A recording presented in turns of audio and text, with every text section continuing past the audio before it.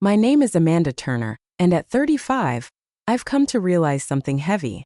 Family can raise you higher than anyone else, and that same family can wound you deeper than you ever imagine. I learned that lesson again on the warm spring afternoon when I slowly pushed my 10-year-old son, Marcus, up the long, flawless driveway leading to my brother's newly finished home. The sunlight was glowing, the breeze smelled of fresh blossoms, and laughter floated from the backyard. But deep in my chest, uneasiness sat like a stone.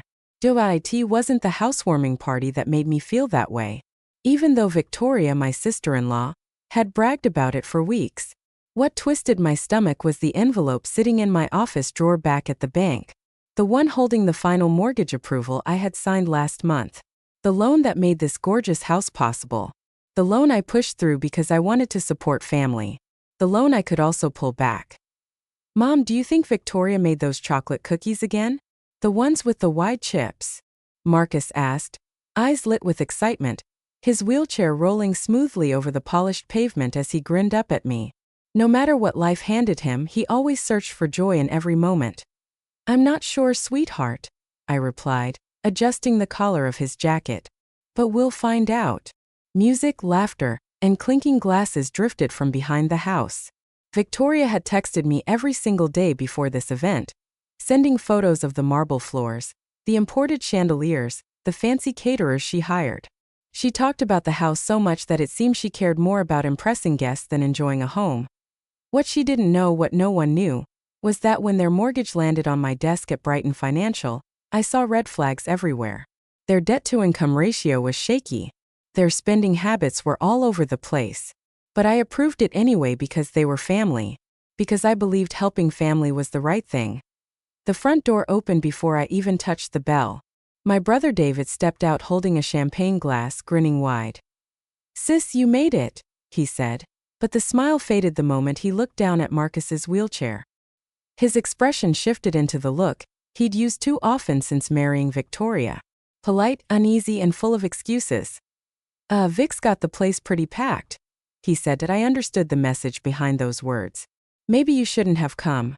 "We'll manage," I said firmly, pushing Marcus ahead. Inside, everything was exactly as Victoria described. Gleaming marble floors, glittering crystal lights, expensive art on every wall. Groups of well-dressed people mingled, their voices bouncing off spotless surfaces.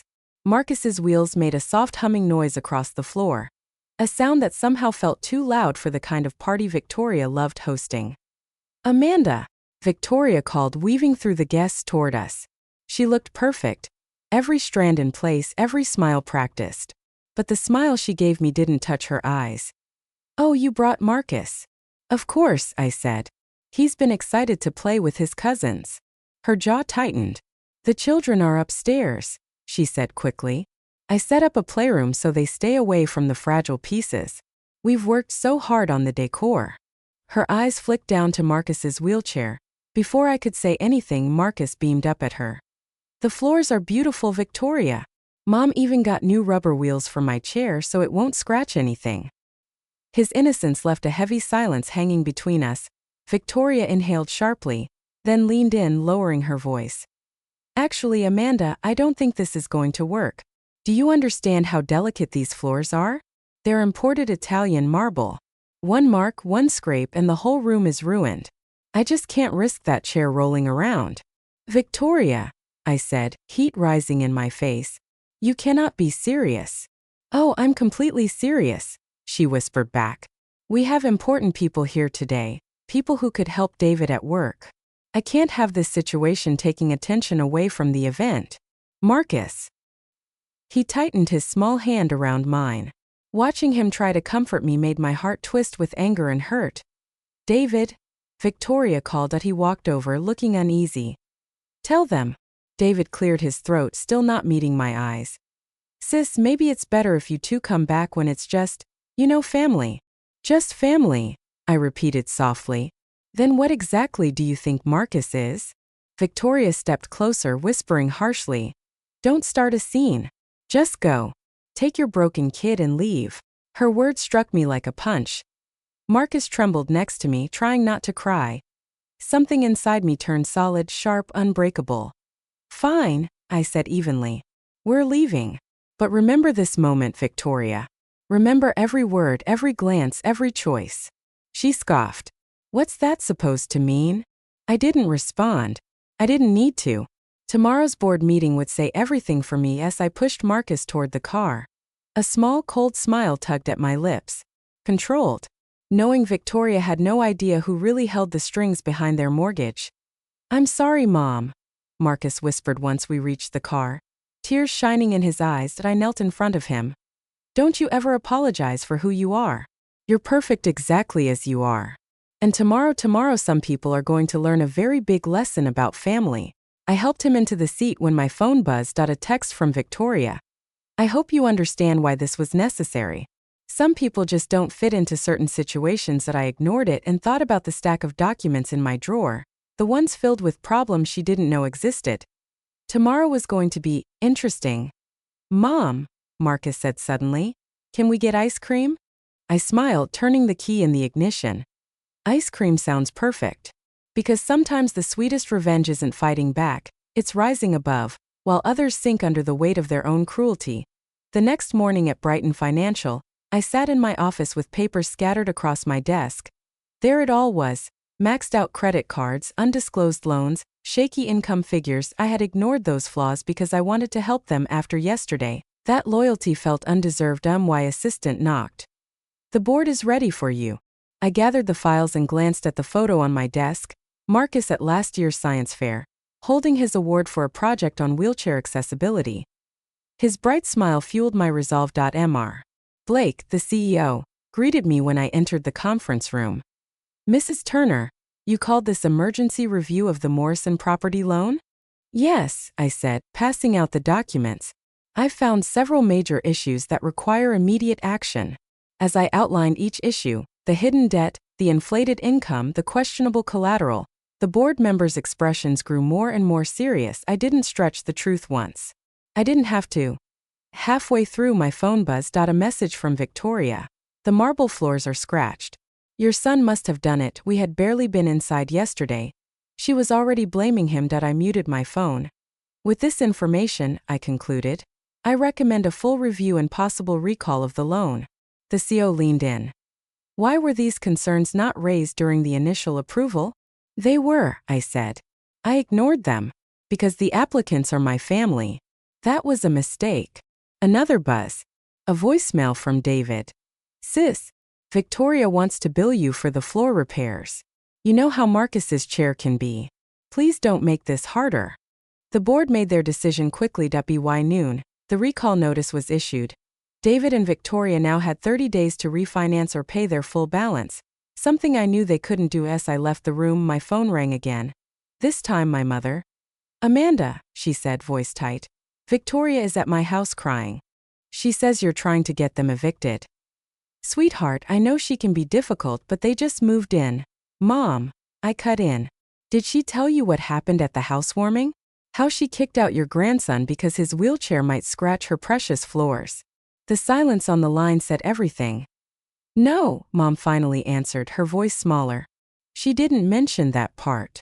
She called him my broken kid, Mom. Made him cry. And David just stood there and watched. I heard my mother's sharp intake of breath. Amanda, actions have consequences, she said quietly.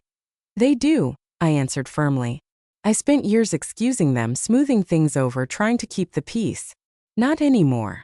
When I picked up Marcus from school that afternoon, he was quieter than usual. Mom, he asked as we drove home, is it true what Lily said?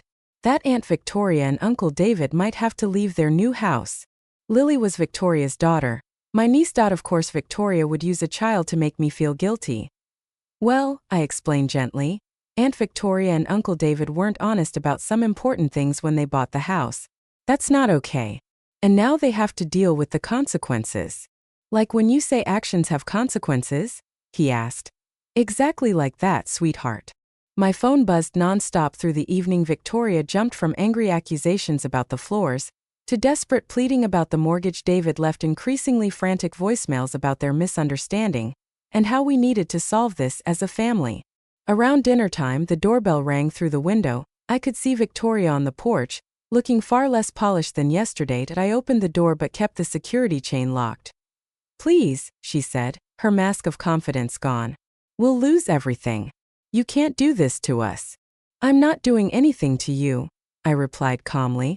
"Your loan application has simply been reviewed under standard bank procedures. The same procedures I would have followed from the start if I hadn't been trying to help family." "But we are family," she protested.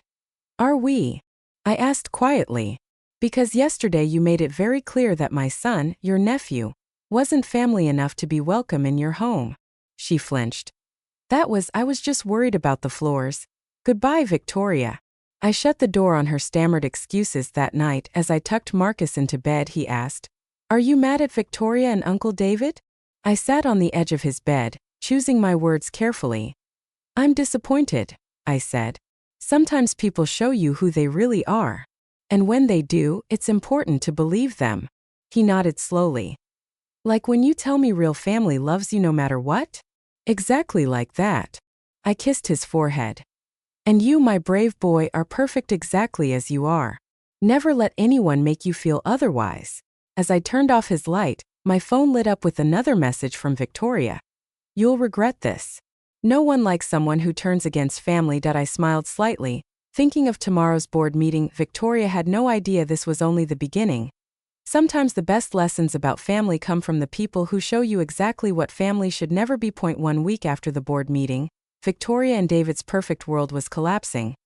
Their attempts to refinance had already been rejected by 3 different banks, each one flagging the issues I had originally overlooked. The expensive furniture they bought to impress guests was being repossessed, and David's boss, who attended the housewarming, was now asking uncomfortable questions about the financial inconsistencies. I sat in my office, reviewing their latest desperate email, when my mother called.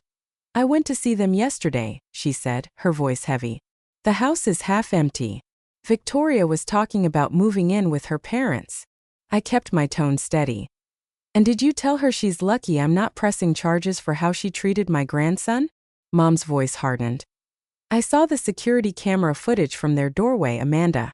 I heard exactly what she said about Marcus." I leaned back, surprised. "You watched the footage?" "She tried to prove you were exaggerating," Mom said. "And it backfired spectacularly." She sighed. "I've been too lenient with them, haven't I?" Before I could reply, my assistant buzzed. "Mrs. Turner, your brother and his wife are here. They don't have an appointment." "Send them in," I said. It was time to end this. Victoria entered first, her designer clothes from the housewarming replaced with simple jeans and a sweater. David followed, looking older than I had ever seen him. "Mandy," he began, using my childhood nickname. I kept my voice professional. "The loan recall is a board decision. There's nothing to discuss." "Please," Victoria's voice cracked. "We're losing everything, the house, David's job. His boss is asking questions about our finances. Can't you just fix it?" I studied them both. "Like you tried to fix the problem of Marcus attending your party?" Victoria flinched. "I'm sorry, okay? I was wrong. I was stressed about the party, about impressing everyone. I shouldn't have said those things about Marcus." "No," I agreed. "You shouldn't have. But you did. And worse, you meant them. What do you want from us?" David demanded. "We're apologizing." "You're apologizing because you need something," I corrected. "There's a difference." I pulled out my phone and played the doorbell camera footage. Victoria's voice filled the office. "Take your broken kid and go." David looked away. Victoria started crying. "That moment," I said quietly, "when you chose your marble floors over my son's dignity, that was real. This," I gestured at their tear-streaked faces, "this is just desperation. What can we do?" Victoria whispered. "Please, just tell us what you want." I leaned forward. "I want you to understand something. Marcus isn't broken. He isn't a problem to be managed, or an embarrassment to hide. He's a brilliant, kind, extraordinary child who deserves better than an aunt and uncle who see his wheelchair before they see him." I stood, gathering my files. "The loan recall stands. You have 3 weeks left to either pay in full or vacate. What happens next is up to you." David's voice cracked. "You're really going to do this to your own brother?" "No, David," I said calmly. "You did this. Your choices. The lies on the loan application. Your silence when your wife attacked your nephew. These consequences belong to you. After they left, I called Marcus's school to check on him. The secretary transferred him. Mom, we're doing a science project about accessibility in buildings. Can I interview you about bank design? His excitement warmed me instantly. Of course, I said. And maybe we can visit some buildings this weekend to research? Yes, he cheered. That evening, as we worked on his project at the kitchen table, the doorbell rang. My mother stood there holding a familiar photo album. Found these while cleaning, she said, sitting beside us. Look, Marcus, this is your mom when she was your age. We spent the night flipping through old pictures, sharing stories, laughing. When Marcus went to bed, Mom stayed behind. Victoria called me again, she said softly. They're moving in with her parents next week. The house is being surrendered to the bank. I nodded. I wasn't surprised. You know, Mom added, Marcus told me today that he's glad he has a mom who sees him, not his wheelchair. She shook her head. That boy has more wisdom than all of us.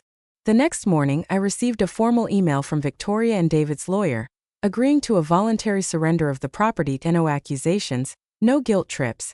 Just acceptance. At work, Mr. Blake called me into his office.